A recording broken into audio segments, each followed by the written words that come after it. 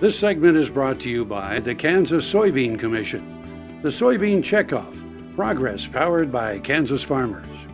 Welcome back to Farm Factor and the Kansas Soybean Update.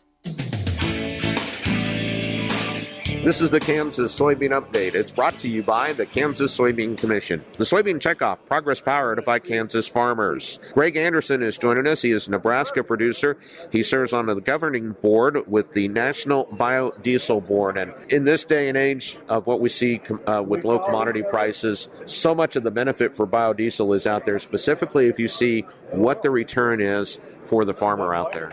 Absolutely, Greg. Now more than ever, we realize how important biodiesel is to our profitability and the means to get to being profitable on our U.S. farms. I look at my soybean crop and I look out there and I can see that every field brings value to the tune of $35 to $40 an acre. Just equate it to 63 cents a bushel. The economic studies have shown, and that's a very conservative figure, by the way, that it brings 63 cents per bushel to every soybean bushel that we raise. Just reflect on that for a moment, and as the producer gets his check from the elevator or grain merchandiser or wherever he sells his soybeans, if we were to take 63 cents off of that, it'd be devastating. And so biodiesel is helping underpin those soybean prices, creating demand for soybean oil, which is the big factor in all of this. And if we didn't have biodiesel, we'd be really hurting pretty bad. Especially for MBB only being 25 years old to develop that type of demand. And people think, well, it's 25 years, but it's incredible to what's been going on. It is. Really, the soybean farmers and their checkoff established the biodiesel industry in the United States. As we look back just at the last 10 years, soybean oil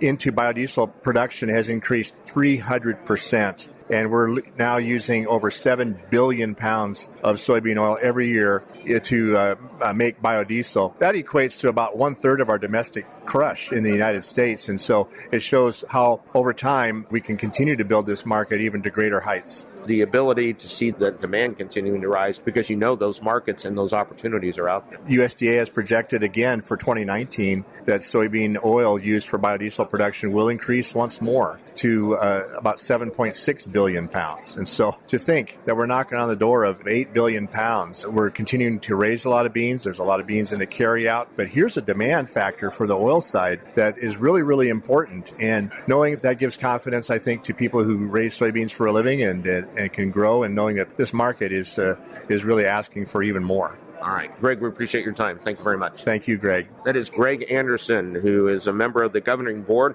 of the National Biodiesel Board. He's been our guest on the Kansas Soybean Update. It's brought to you by the Kansas Soybean Commission.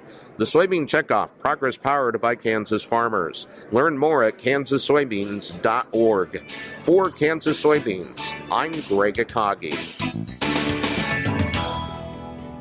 Hope you enjoyed this week's Kansas Soybean Update. Stay with us after the break for more with Dwayne Taves and Jared Brackett. What if U.S. soybean oil were an industry sensation? If end users started asking for it by name? That future is here. The time is now. To meet customer demands, the Soybean Checkoff is investing in varieties that produce oil with increased functionality.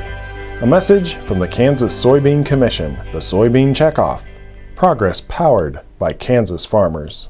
All over the country, more and more communities are making the change to biodiesel made from U.S. soybean oil, and the decision continues improving the health and welfare for millions of Americans while adding billions to our national economy.